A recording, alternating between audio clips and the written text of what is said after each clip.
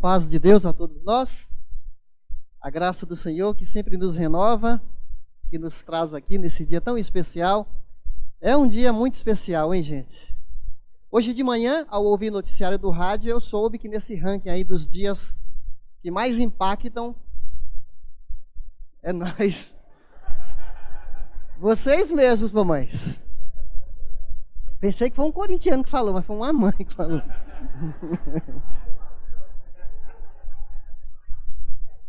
O primeiro dia que impacta mais no ano é o Natal. O segundo é o Dia das Mães, que é um agito, que é uma movimentação, e o comércio gosta muito disso, não é? Mas a gente não está aqui para pensar nisso, a gente está aqui para lembrar de quem merece honra, honra. Romanos 12 fala isso, a quem honra, honra. Olha, tem gente estudando a Bíblia aí. Muito bem, eu quero até agradecer, parabenizar as nossas Déboras. As Déboras é um movimento de oração que permeia o Brasil inteiro e até internacional. É o nome de um movimento que tem como mote, que tem como princípio, como valor, mães de joelhos. De novo, mães de joelhos. Então, filho, seja muito grato, viu? Não só o filho aqui, mas também os outros filhos. Que elas oram não só pelos dela, elas oram pelos outros também, somos uma família. Isso é muito importante, a gente orar uns pelos outros. E ontem elas estiveram aqui no Campo Limpo, no metrô, na boca do metrô ali, naquele movimento. Mães corajosas, gente. Parando o carro, parava caminhão, entendeu? O farol ajudava.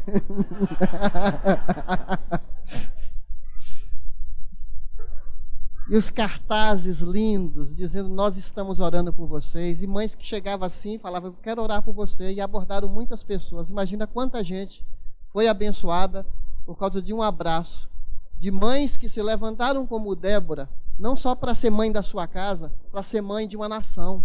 A dona Débora, lá na Bíblia, no livro de Juízes. E a gente precisa de mãe assim, que não está preocupado só com meu filho, com meus filhos, minha casa. Porque às vezes a gente é tão egoísta que ouve falar que tem uma mãe que está com um filho, está nas drogas, está com tendências fortes aí quanto ao gênero, inclinado por uma influência, não é? E às vezes mãe sofrendo demais e o outro, ainda bem que não é comigo. Meu Deus. Que Deus nos livre disso, não é?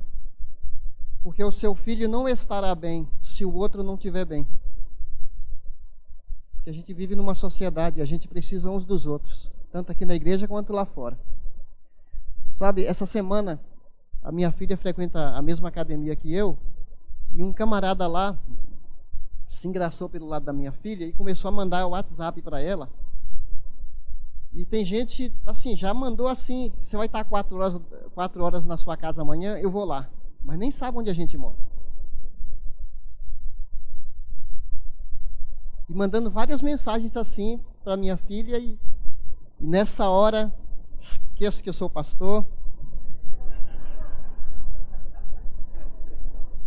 Esqueço até que sou crente. Aí já cheguei na minha filha e falei assim, você fica de olho, eu vou estar com você para ir para a academia, vou sair com você. E filha, se não tiver condição de eu te acompanhar, né, porque os horários não batem, né? Você já sai olhando para trás, passo firme, qualquer coisa, grita na... Gente, deu um negócio assim em mim, porque eu vou te falar. Mas sabe, a gente tem que preocupar não só com os da igreja, com os de fora também. Porque se os de fora estiverem bem, os meus também vão estar bem. Não é verdade? Se tiver menos drogados nesse mundo, melhor para o nosso mundo, melhor para as famílias. Então, o filho do outro é minha preocupação, é motivo de minha oração agora, esse rapaz. Não é verdade? Para que Deus o alcance. E nesse dia especial, né, a gente começou domingo passado, essa série, você deve ter recebido o cartão. Está combinando bem o dia de hoje. O tema de hoje é a honra. Combina bem com o Dia das Mães, né? Dia de honrá-las. É porque não somos nós que decidimos isso, é a palavra de Deus que dá um valor especial para a mãe. Nós começamos a semana passada sobre a família, seus perigos e suas possibilidades. Então agradeço ao Daniel, querido nosso, professor aqui, pai de família, que trouxe essa mensagem só para resgatar, para aquecer nosso coração. Nós aprendemos já na semana passada que nós vivemos numa geração que quer experimentar de tudo, uma forte ênfase na sensação, em sentir prazer, em querer prazer a todo custo. Ausência de absolutos, não há mais verdade, tudo é relativo, cada um no seu quadrado, e se alguém quer se meter na minha vida, dá licença. Na minha vida mando eu, não foi isso que nós ouvimos semana passada? Então todos concordam que vivemos tempos difíceis. Na verdade, essa frase, tempos difíceis, aparece em 2 Timóteo, capítulo 4, como tempos terríveis. E na linguagem original dá a ideia de tempos selvagens, em que as pessoas desenvolverão certas características animalescas. Vai se perdendo a noção do que é ser humano, e aí as pessoas vão se transformando em animais. Eu quero só ler essa passagem com você, porque nós não podemos deixar de usar a Bíblia, não é? Mesmo no seu aplicativo aí, se for para essa finalidade, abre em 2 Timóteo 3, versículo 1, de 1 a 5. 2 Timóteo 3, de 1 a 5.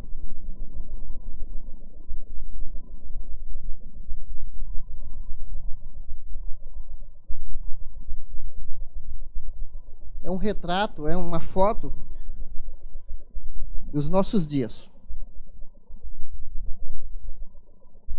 2 Timóteo 3, de 1 a 5. Saiba disto: nos últimos dias sobrevirão tempos terríveis. Os homens, implicitamente as mulheres também, não é? Serão egoístas, avarentos, presunçosos, arrogantes, blasfemos, desobedientes aos pais, ingratos, ímpios, sem amor pela família. Olha a questão aí, desobediente aos pais, e agora no 3, sem amor pela família, irreconciliáveis, caluniadores, sem domínio próprio, cruéis, inimigos do bem, traidores, precipitados, soberbos, mais amantes dos prazeres do que amigos de Deus, tendo a aparência que atinge a igreja. Sai do meio social, né, e entra nos portões da igreja, tendo a aparência de piedade, mas negando o seu poder. Afaste-se desses também. Gente, são palavras muito pesadas, não é? Um alerta para todos nós. É como se tocasse uma trombeta de advertência. E ele volta para o versículo 14 agora. Se você fala assim, e eu com isso? O que o apóstolo fala no 3,14? Quanto a você, falando aqui com você, permaneça nas coisas que aprendeu e das quais tem convicção. Primeiro a gente aprende, depois forma convicção. Eu não sei se você está só aprendendo, e até que ponto você tem convicção forte no coração que modela, que muda, que transforma, que te mobiliza em prol dessa convicção. Pois você sabe, continua no versículo 14, de quem o aprendeu, né? A doutrina dos apóstolos, versículo 15, desde criança você conhece as sagradas letras que são capazes de torná-lo sábio para a salvação mediante a fé em Cristo Jesus. E no 16, nossa base, nosso alicerce, nossa rocha, toda a escritura é inspirada por Deus e útil para o ensino, para a repreensão, para a correção, para a instrução na justiça, para que o homem de Deus seja apto e plenamente preparado para toda boa obra. Independente desse contexto, a Bíblia deseja equipar dá ferramentas para nós sabermos como lidar nessa época, seja como filho, seja como pai, como mãe, como vô. Aliás, tem vó aqui, não tem? O número de vós está crescendo. Olha aí, gente. Vocês também, é dia de vocês também. Amém. Parabéns. Para a gente atuar, independente do que está acontecendo. Agora, nós sabemos que a gente vê o que está escrito aqui na Bíblia por aí, seja se você vai a um supermercado, se você está esperando a sua vez de ser atendido no consultório médico, quando tem alguma criança que os pais já não têm mais autoridade para colocar alguns limites para os filhos, seja na escola, no dia a dia, você percebe como que as crianças estão descontroladas, adolescentes e jovens desobedientes. A psicologia moderna fala que a criança é boa, que a criança nasce neutra, é a sociedade que estraga, mas dentro da criança não há nada de errado com as crianças, e elas nascem moralmente boas e está tudo bem, e é culpa do meio ambiente que influencia as crianças. A gente sabe que esse caminho, né, tem prejudicado muito esse entendimento cultural de que a criança não precisa de limites, e muitos pais estão colhendo o fruto de deixar a criança mimada, sendo estragada porque os pais fazem seus gostos, e essa criança se torna um adulto frustrado, inseguro, e os pais confusos, perplexos, às vezes com medo. Tem gente que já falou para mim, até casal, a gente preparando casais para o casamento, falando que tem medo de criar filhos porque não tem preparo para lidar, porque vê em sua volta e fica desanimado, sendo que nós temos um manual maravilhoso, que é a palavra de Deus, que inclusive nos ajuda a cuidar bem, de exercer nossa autoridade como pais, como mães, exercer, e o exercício dessa autoridade a gente colhe também bons frutos. A Bíblia não fala que a criança é neutra, que ela nasce totalmente neutra. A Bíblia fala que todo ser humano é responsável pelas suas escolhas, pelas suas ações. Todos pecaram. A Bíblia responsabiliza, não fica mimando a gente. A Bíblia mostra realmente um coração perverso e enganoso, que a gente já nasce egoísta. Nós já nascemos egoístas. E marido, esposa e filhos egoístas produzem um caldeirão de muitos atritos, não é verdade? Mas não é para a gente ficar desanimado, não. É para a gente aprender como que Deus nos ajuda a resolver tudo isso. E diante de tudo que acontece, até o Estado está interferindo, porque de uma maneira generalizada o Estado, de uma certa maneira, né, preocupado com o espancamento, com os abusos físicos de muitos lares, aí fica criando leis, impedindo os pais de disciplinar o filho, mas a gente sabe que o Estado fica generalizando e não pode interferir na educação dos filhos. Não tem, por um lado é importante colocar leis que protegem os filhos. É bom que pais espancadores, abusivos, sejam tratados na justiça, sem dúvida disso. Por outro lado, a gente tem que entender aqui que nós, como pais, somos responsáveis de assumir nosso lugar, nossa postura, e a palavra de Deus vai nos ensinar que há momentos que a gente tem que limitar nossos filhos, inclusive com uma boa palmadinha, uma varinha no lugar certinho, sem espancamento, mas na maneira certa, apropriada, faz muito bem, não é? A gente tem que distinguir autoritarismo e autoridade.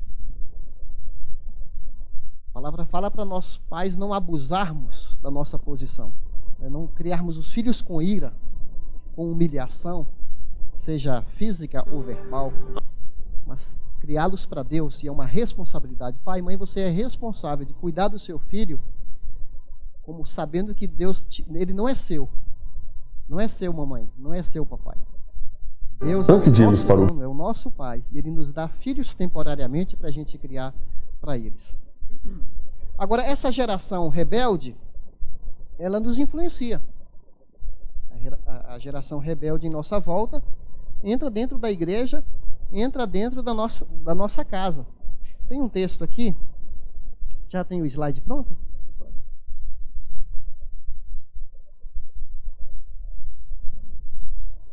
Este povo tem coração obstinado e rebelde. Eles se afastaram e foram embora.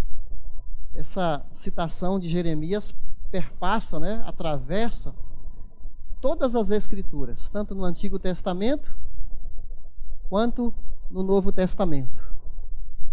E Deus nos coloca padrões de autoridade. Você já, antes de falar sobre isso aqui, você já percebeu que tem alguma coisa estranha nesse mundo, nesse sentido de rebelião? Olha, eu fui consultar um livro antigo, de 1985, um dos primeiros livros traduzidos no Brasil, assim, Firme Seus Valores. Não sei quantos de vocês conhecem. Às vezes traduzia-se 2, 3 livros por ano, naquela época.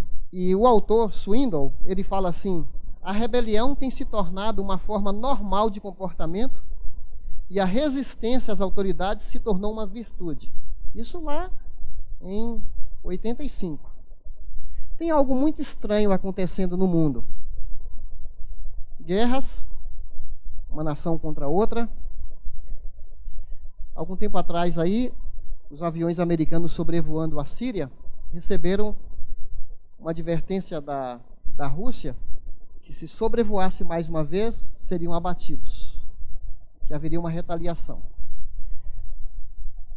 Naquele momento, quase ocorreu o princípio de uma terceira guerra mundial. Coreia do Norte e Coreia do Sul vivem numa eterna tensão. Terroristas estão atacando em todo lugar.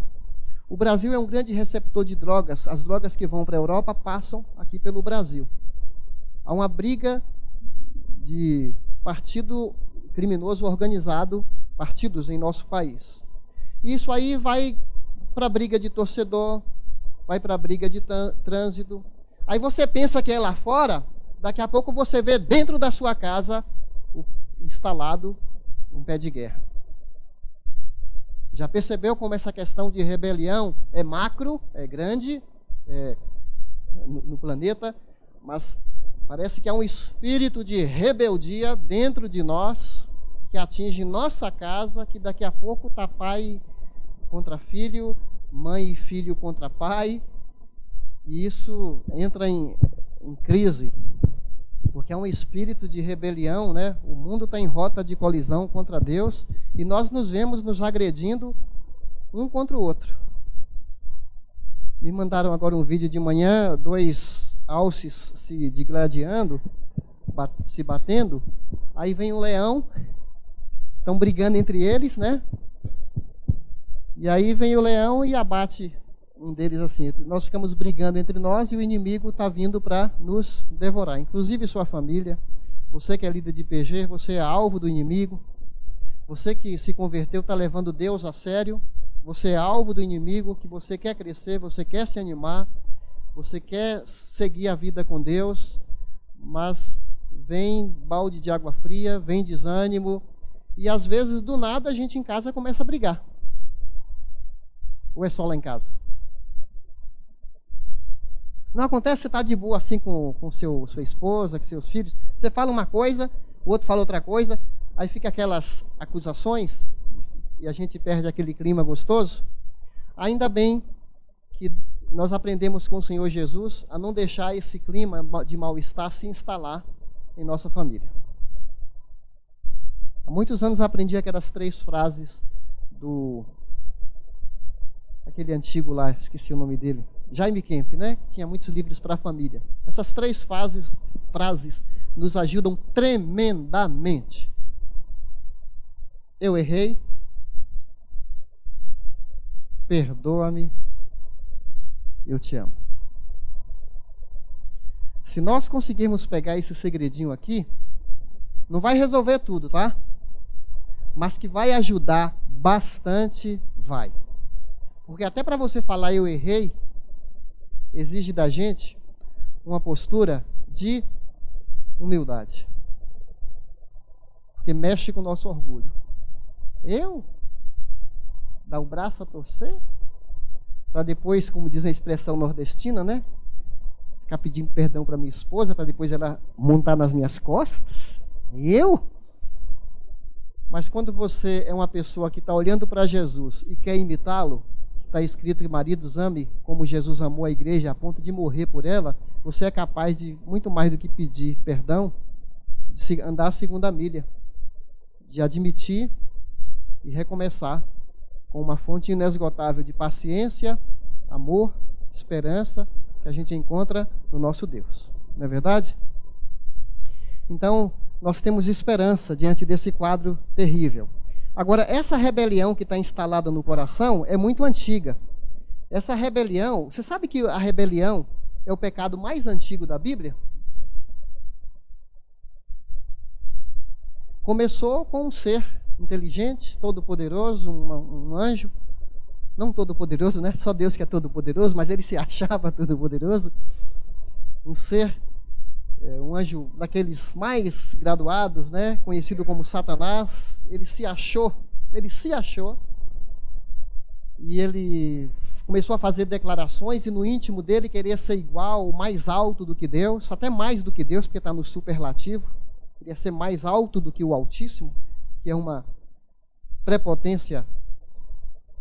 E ele foi expulso da presença de Deus e a rebelião contagia, né? Segundo Apocalipse 12, 3 e 4, ele carregou 1/3 dos anjos criados. Então tem anjos bons, mas esse anjo mau carregou 1/3 dos anjos bons, que foram também expulsos da presença de Deus e estão aí no mundo, são inteligências, são seres do mal, seres invisíveis, criados, que permeiam todo o planeta.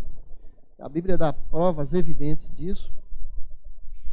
E interessante que uma pessoa, quando ela está rebelde, ela fica cega.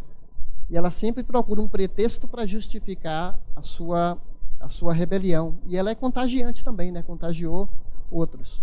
Agora, a mensagem do Evangelho é uma mensagem que, se nós somos inimigos, se nós estamos distantes, se nós estamos rebeldes contra Deus, a mensagem do Evangelho é uma mensagem de reconciliação.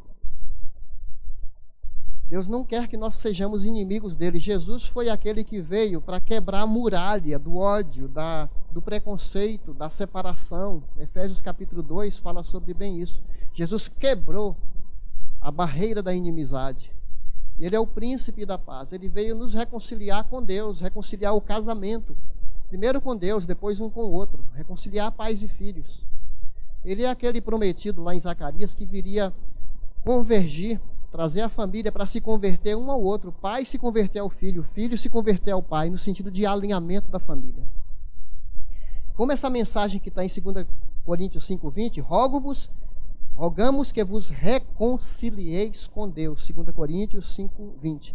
E quando nós nos reconciliamos com Deus, Ele coloca em nós um novo coração, uma nova vida, um novo padrão para viver. Ao nos tirar das trevas para a luz, nós estamos agora debaixo do senhorio de Jesus Cristo. Ele é o nosso rei, como nós cantamos. Ele é o nosso dono. Nós nos submetemos a ele e assim ele nos coloca aqui uma cadeia de autoridades para a gente obedecer. Governo. Eu estou falando aqui de honrar e obedecer. Romanos 13 fala que toda instituição foi criada por Deus e nós devemos obedecer a toda instituição. Funcionários aos patrões. É interessante quando fala de funcionários submeterem-se aos patrões, porque fala assim: sejam submissos, não sejam respondões, procurem agradá-los, não roubar, que vocês sejam dignos de confiança, para que o ensino da palavra de Deus seja atraente. E a palavra atraente ali é que seja até um cosmético. Então você que trabalha para alguém, o seu a sua atuação como funcionário deve ser tão assim zelosa, caprichada, que se você for um bom funcionário, você está tornando a doutrina que você aprende, o ensino cristão, como algo atraente, que combina. Fala de submissão à autoridade. Jovens aos mais velhos, né? Jovens, submetam-se aos mais velhos, sejam todos humildes, tanto os mais velhos como os mais jovens. Líderes espirituais, 1 Tessalonicenses 5, 12, 13, fala para a gente tratar com consideração, em alta estima, os que trabalham, os que os lideram e aconselham, por causa do amor para com o trabalho deles. Família, né? Efésios 5, 21, para serem submissos uns aos outros. Então, pai, se aqui vai falar de família no capítulo 6, já prepara o caminho. Pai submisso ao filho, filho submisso ao pai, mãe submisso ao marido, marido submisso à esposa, onde há ali um respeito, uma consideração de cada um, da dignidade ao outro. E depois, filhos ao pai, que é Efésios 6, 1 ao 4, que eu falei tudo isso para a gente chegar nesse versículo aqui, Efésios capítulo 6, para a gente lidar com esse mundo que está em rebeldia contra Deus. Nós temos aqui um princípio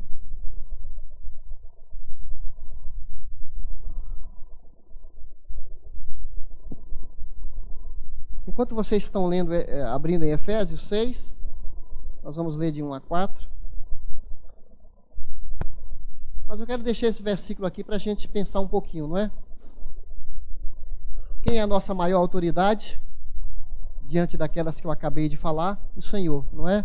E ele disse: eu honro aqueles que me honram e desprezo aqueles que me desprezam. Quando você vê um versículo como esse, como que fica seu coração, hein? A nossa honra maior é a quem? A Deus. Deus é superior a todas as autoridades. Qual é o limite das autoridades que estão sobre nós? Qual é o limite que elas têm? É que se essas autoridades pedirem qualquer coisa que contraria a nossa autoridade maior, nós não devemos obedecer. Mas nós devemos honrar as autoridades. Deixa eu dar um exemplo aqui, naquele caso anterior, funcionários aos patrões. Vamos imaginar que você está numa roda de reunião na empresa, seu gerente, seu supervisor, seu líder dá uma ordem para você falsificar dados, você mentir em nome da empresa, e você está num grupo ali, e você recebe uma pressão, até uma ameaça de desemprego, e aquela autoridade exige de você que você faça algo que contraria o que você tem aprendido. Como esse exemplo que eu dei de você mentir, alguma coisa nesse sentido.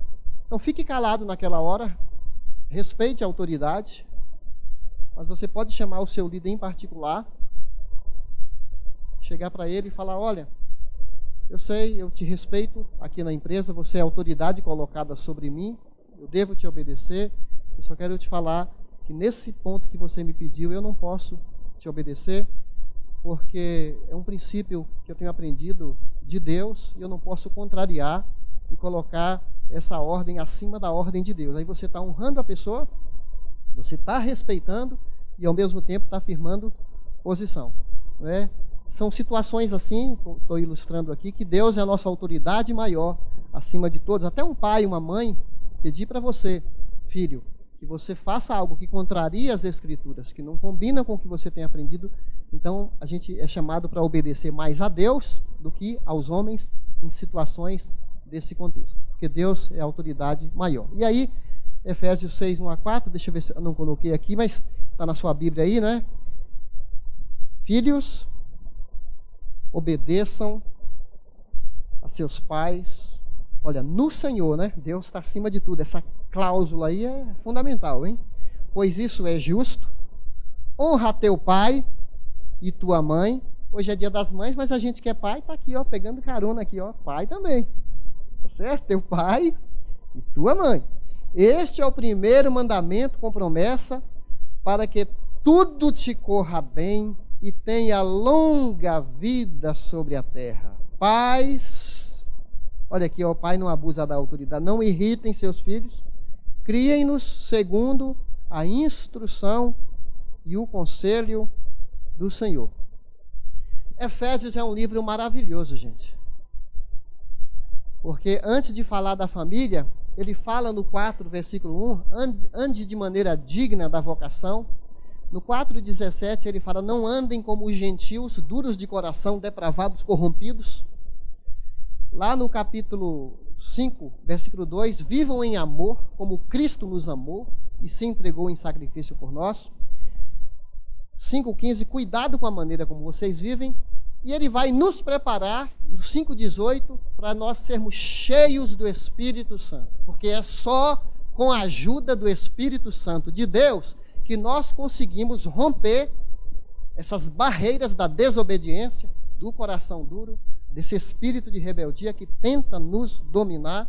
É o Espírito Santo de Deus, está preparando o caminho, porque espera-se que uma família cristã ou um cristão, ele está buscando esse socorro. Ele não é perfeito.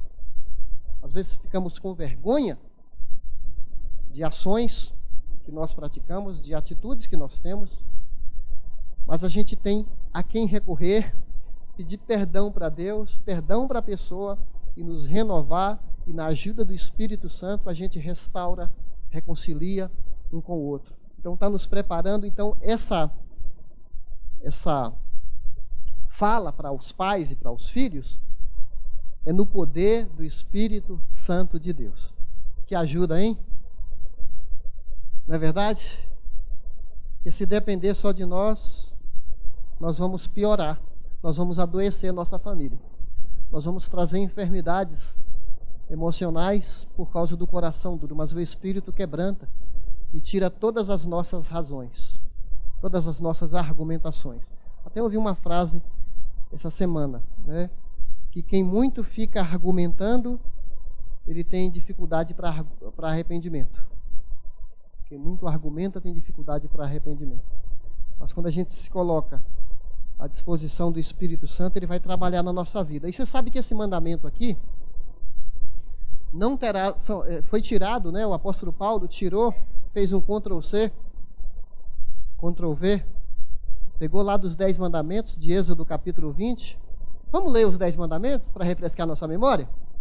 Não terás outros deuses, não farás imagem, não fales o nome em vão, lembra-te de descansar, honra teu pai e tua mãe, não matarás, não adulterarás, não furtarás, não dirás falso testemunho, não cobiçarás. Será que Deus, quando elaborou a lista dos 10 mandamentos, será que o Senhor fez de uma maneira assim aleatória, de uma maneira assim, eu vou escrever aqui um padrão para as pessoas? Quando a gente lê os 10 mandamentos, essas 10 palavras de Deus, a impressão que se passa, porque, olha, os 4 primeiros têm a ver com Deus, tá certo? De maneira assim, vertical. Não terás outros deuses, não farás imagem, não fales o nome do Senhor em vão, lembra-te de descansar para celebrar o Senhor. Por que será que foi colocado no meio dos 10 mandamentos, honra teu pai e tua mãe? Olha só, os 10 primeiros em relação a Deus, que é o 5º mandamento, honra teu pai e tua mãe. Os outros em relação ao próximo. Os outros mandamentos, a partir do 5º, voltando aqui, não matarás, não adulterarás, não furtarás, não dirás falso testemunho, não cobiçarás. Quando o Senhor deu esses mandamentos, foram para os pais e foram mandamentos para a nação. Infelizmente, a nossa visão pequena, apenas da nossa família, o efeito desses 10 mandamentos traria para a nação proteção, direção, a nação toda seria próspera, seria influente no mundo, porque esses filhos criados no lar, onde se ensina sobre esse Deus Criador e ensina todos esses princípios para o filho, você imagina se nós fôssemos governados por senadores, deputados, ministros, que fossem criados dessa maneira. Então aí você vê como Deus estava pensando não só na família local, mas na nação. Agora, a gente vê o inverso disso, não é? O que acontece com o mundo, porque os filhos são criados de maneira totalmente diferenciada desse modelo. Parece que eu estou falando uma coisa assim bem óbvia, não estou, gente? Mas ainda assim, o mandamento é bom, é válido, dá esperança para nós criarmos os filhos nesse caminho. Outra coisa, um detalhe aqui. Todos nós somos reprovados. Todos nós estamos desqualificados. Porque não é pela obediência aos mandamentos que a gente ganha a vida eterna. Não é verdade? Todos são reprovados, todos pecaram. Ninguém é bom o suficiente.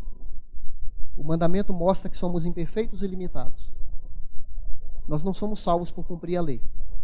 Somos salvos pelo quê? Pela fé. Pela graça sois salvos por meio da fé. Isso não vem de vós, é dom de Deus, não das obras, não dos mandamentos, para que ninguém se estufe o peito, se glorie. Mas o mandamento é bom. Traz dignidade. É um padrão bom para nós, para nossos filhos, porque se a gente vai ensinar e o filho aprendendo isso em casa, pai e mãe, isso é intransferível, não é? Antes de falar os 10 mandamentos, Deus falou isso aqui: ame o Senhor, seu Deus, de todo o seu coração, que essas palavras estejam em seu coração, ensine-as com persistência aos seus filhos, converse sobre elas quando estiver sentado em casa, andando pelo caminho, ao deitar e quando se levantar. Quando isso foi dado, não tinha escola bíblica, não tinha horto júnior, não tinha evento especial na comunidade para as crianças. Era quem que é responsável? Ainda hoje continua? Então você não pode terceirizar. Terceirizar para a igreja, para professor de escola bíblica. Eles são um reforço, uma pitadinha de ajuda. Mas a gente tem que chamar para nós, ó. Pai e mãe, é responsabilidade sua chamar seus filhos, estabelecer um altar de oração em casa, chamar o filho para orar, chamar a esposa para orar, ler a palavra dentro da casa. Mas infelizmente, para vergonha nossa, se formos perguntar aqui quantos, de vez em quando, chama o cônjuge para orar, para buscar a Deus, para os filhinhos serem criados num ambiente que respira oração. Certamente alguns têm feito isso, amém. Glória a Deus. E começam o mais cedo possível, mesmo quando são bebezinhos, na barriga, porque eles já vão nascer numa estrutura que já se faz aquilo. Agora, se a gente não faz isso quando eles são pequeninos, depois você vai chamar. Hoje já é um pé de guerra para chamar para jantar. Não é? Filhos, vem jantar. Acontece com você lá? Já vou, mãe. Você imagina chamar para orar? O que é isso? Sabe, nós lidamos com inimigos da família e um deles é esse aqui. Não o objeto em si, que o objeto é neutro, tá? Até já fomos bem orientados a semana passada. Mas é a capacidade de administrar isso aqui. Porque aqui entre nós, isso aqui, eu vou usar aqui um termo do Antigo Testamento, de um cara revoltado chamado Absalão. Fala lá na Bíblia, em Samuel, 1 Samuel, que Absalão furtava o coração das pessoas. Ele furtava o coração das pessoas, para que os corações ficassem aliados dele, numa revolta. Deixa eu dizer para você, eu tenho medo disso aqui. Eu tenho um medo porque isso aqui está nos distanciando. Talvez agora a gente nem está percebendo uma revolução no comportamento que os estudiosos, sociólogos vão fazer uma análise muito profunda disso. Mas eu tenho medo disso aqui porque está nos distanciando demais. Porque a gente acorda escovando os dentes com isso, tomando café com isso, dirigindo com isso, descendo o elevador com isso, no metrô com isso, e por aí afora, não é? Tomando até banho com isso aqui. Então, meus irmãos, compete a você aí fazer boas escolhas, não é? Porque é igual o dinheiro é neutro, mas mal utilizado, atormenta muita gente com muitas dores. Está lá em 1 Timóteo, capítulo 6. Isso aqui, mal usado, empobrece, corrompe, emburrece, distancia, e as pessoas estão mudando, que daqui a pouco você vai olhar para um filho e você vai falar: eu desconheço meu filho, porque ele está tão transtornado, tão desconfigurado, desprogramado, que eu desconheço o que aconteceu com a influência que ele recebe. Que Deus tenha misericórdia de nós para a gente saber como agir nessa questão. Irmãos, para a gente terminar essa parte aqui de responsabilidade, uma vez eu preguei uma mensagem aqui que eu usei uma palavra chamada: o lar é um laboratório. O neologismo, não é uma palavra. O lar é um laboratório. Um preparo dos filhos para a vida, em que a gente tem que aproveitar o máximo possível enquanto eles estão conosco. E nesse texto, Deus dá 3 argumentos porque devemos obedecer e honrar os pais. Primeiro, porque é justo. Isso é justo, está dizendo no texto. Por que é justo? Pela idade. O pai e a mãe são mais velhos. Por uma questão de gratidão, devemos obedecer e honrar. Obedecer tem a ver com você fazer algo. Honrar está mais no coração. Essa é a diferença. Às vezes o filho obedece, mas não honra. Obedece, mas por dentro não obedece. Não é de coração. Então a honra está ligada com o coração. Primeiro, porque é justo. É questão de hierarquia. É socialmente correto. Seria uma monstruosidade o filho comandar a casa. É beneficentemente correto, porque traz bons resultados, traz benefícios. É biblicamente correto, concorda com o Antigo Testamento. É humanamente correto, porque em todas as culturas parece que está na consciência que deve honrar pai e mãe. Segunda razão porque a gente deve obedecer, porque é bíblico. Já falei, é o 5º mandamento.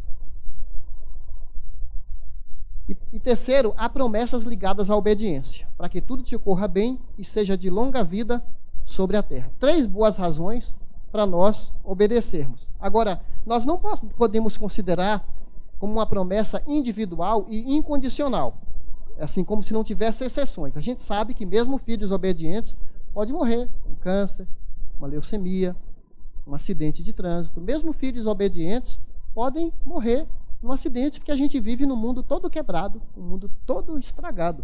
Mas por outro lado, é um incentivo, é como se fosse um guarda-chuva. É óbvio que quem honra o pai e a mãe tem mais condições de ter um melhor resultado. Tá certo? É uma verdade universal. Isso aqui é um guarda-chuva. Não quer dizer que não vai acontecer algum mal contigo, mas é um princípio divino que dá segurança, que dentro desse guarda-chuva tem menos perigo. Pelo menos isso é um incentivo para nós.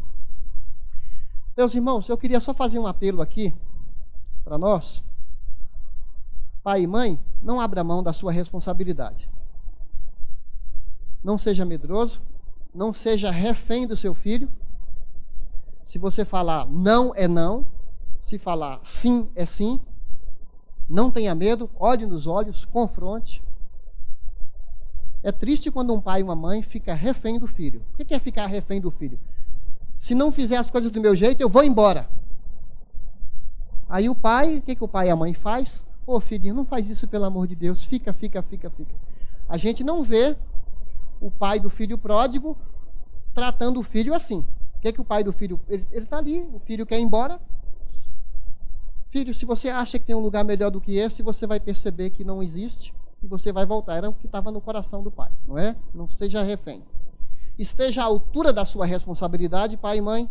Alguns pais perderam a credibilidade, a voz do pai e a voz da mãe não se cumpre.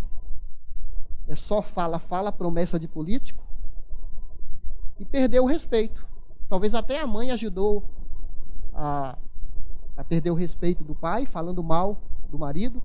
E se você é separado, respeite seu cônjuge, ainda que esteja separado. Você precisa dele, é um aliado. Então, tomar cuidado com isso. Não tome partido. Seja um exemplo, não é? E os filhos percebem se somos exemplo ou não. Nunca é tarde para você recomeçar. Se for preciso, peça perdão, reúna a sua família, peça perdão aos filhos. Filho, peça perdão ao pai, retome de onde você errou. Cuidado com a influência em sua volta, na escola, seus amigos, adolescentes, jovens. Eles querem fazer sua cabeça para você agir como eles. Estão em rebeldia contra seus pais e querem arrastar você. Cuidado com isso. Talvez você tenha gritado com seus pais porque aprendeu, envergonhado, falado mal dos seus pais, desonrado os seus pais, falando mal deles para seus amigos. Talvez seja necessário você retomar e pedir perdão, seu pai, sua mãe. E, gente, precisamos investir em nossos filhos. Às vezes eu percebo quando eu fico chato, sabe como? Que eu vejo um erro, vamos imaginar um excesso no celular. Aí eu falo, não faz isso, filho, você está exagerado aí no celular. Sabe uma coisa que ajuda bastante? É sair só com o filho, em outro lugar, num restaurante, num outro lugar. Olha nos olhos do seu filho, fala que o ama. Alinha seu coração com o coração dele. Depois você faz alguma observação, sem esquecer dos elogios também. Porque às vezes a gente vai se tornando só pegando no pé, pegando no pé, pegando no pé. É um discurso que mais atrapalha do que ajuda. Ou só eu que já fiz isso? Meus irmãos, tudo isso que nós falamos de honrar pai e mãe aqui, o que tem a ver com a ceia do Senhor? Se tem alguém que era submisso aos seus pais, Lucas 2,51 era quem? Jesus. Ele lhes era submisso. Lucas 2,51. E nessa submissão de Jesus, de honrar o pai, ele honrou até o fim. Ele nos ensina como honrar, inclusive, em João, ele vai dizer assim: quando vocês levantarem o Filho do Homem, o que é que significa levantar? Quando ele for crucificado. É uma linguagem figurada, tá? Quando eu for levantado, está falando da morte.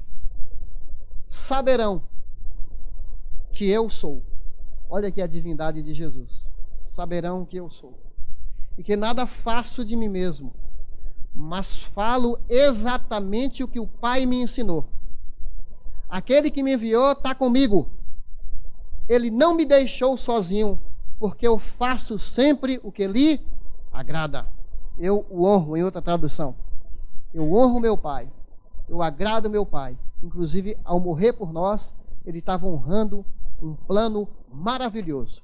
Porque em Gênesis capítulo 3, desencadeou-se uma grande rebelião, quando nossos pais afastaram-se de Deus, mas antes da fundação do mundo, desencadeou-se uma grande salvação, que foi para essa hora. Ele veio para honrar o Pai, além de resgatar o deficiente, o perdido, o mazelado, o machucado pela vida, o trapo que somos nós. Ele veio para honrar o Pai, inclusive obedecendo ao Pai, até dando a sua vida por amor a mim, por amor a você. Então nós vamos nesse momento participar da ceia do Senhor. A ceia do Senhor é um evento muito especial, é um dia muito especial, é o segundo domingo do mês que nós celebramos. A ceia é do Senhor, não é nossa. Quem é que participa da ceia do Senhor? É você que entendeu que Jesus morreu por você, Ele deu a vida por você, por mim, Ele está vivo, Ele está reconciliando o homem com Deus. Você depositou sua confiança só em Jesus. Agora você é dele, você se tornou discípulo, você abraçou a fé. É para você que já creu. Quem crê no Senhor Jesus será salvo. Então nós vamos celebrar. Ele falou fazer isso em memória de mim. Então, se você ainda não entregou sua vida para Jesus, continue com o coração aberto, faça isso, mas você pode observar a ceia, e se você já fez, você pode participar. Vamos orar. Senhor, graças te damos esse momento tão especial de culto, de celebração. E temos aqui a ceia. Foi o Senhor quem a criou, não foi a Igreja Batista. É um momento cheio de significado, onde o pão simboliza teu corpo, que foi moído, quebrado na cruz por nós. E esse suco significa o teu sangue, que foi derramado a favor de todos nós. Jesus, quanta gratidão em nosso coração. O Senhor nos inspira, inclusive como filho que honrou o Pai, que foi obediente. E queremos ser semelhantes a Ti em tudo o que fizermos. Muito obrigado, porque não há dignidade em nós, mas a gente tem a dignidade de Jesus, que cumpriu os mandamentos por nós. Ao Senhor que nos perdoa em Cristo e nos dá novas oportunidades. Muito obrigado, em nome de Jesus. Amém e glória a Deus.